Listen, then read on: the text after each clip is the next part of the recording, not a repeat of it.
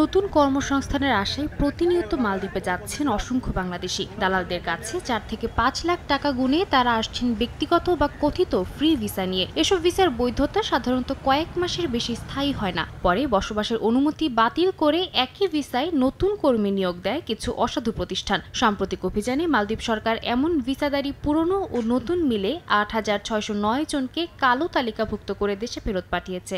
আটক আরও অনেকে ফিরতি ফ্লাইটের অপেক্ষায় আছেন, যাদের বেশিরভাগই বাংলাদেশি।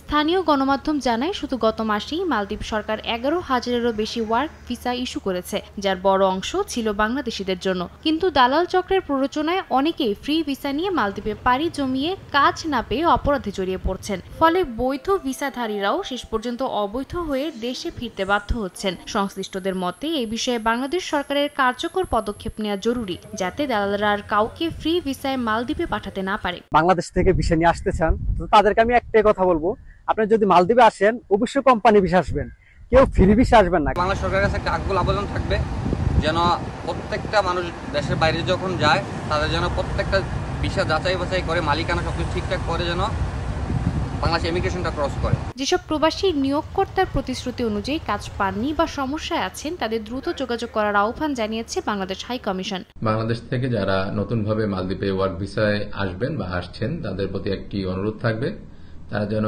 অবশ্যই যখন আপনারা ভিসার বিষয়ে কাজ করবেন, আপনি কোথায় কাজ করবেন, কি কাজ করবেন, কত টাকা বেতন পাবেন, কি কি ধরনের কাজ, সেটির বিষয়ে নিশ্চিত হবেন। আপনি যদি এটি নিশ্চিত হতে না পারেন, আপনারা এখানে যারা পরিচিত আছে তাদের মাধ্যমে খোঁজখবর নেবেন, না হলে হাই কমিশনের মাধ্যমে খোঁজখবর নেবেন। সরকারি ঘোষণার ফলে এখন মালদ্বীপে থাকা প্রবাসীদের মধ্যে উদ্বেগ বাড়ছে। বিশেষত বাংলাদেশিদের মধ্যে তৈরি হয়েছে অনিশ্চয়তা। সংশ্লিষ্টরা বলছেন, সঠিক ভিসা ও বৈধ প্রক্রিয়া ছাড়া দেশটিতে প্রবেশ করলে বিপর্যয় অনিবার্য। সময় সংবাদ, মালদ্বীপ।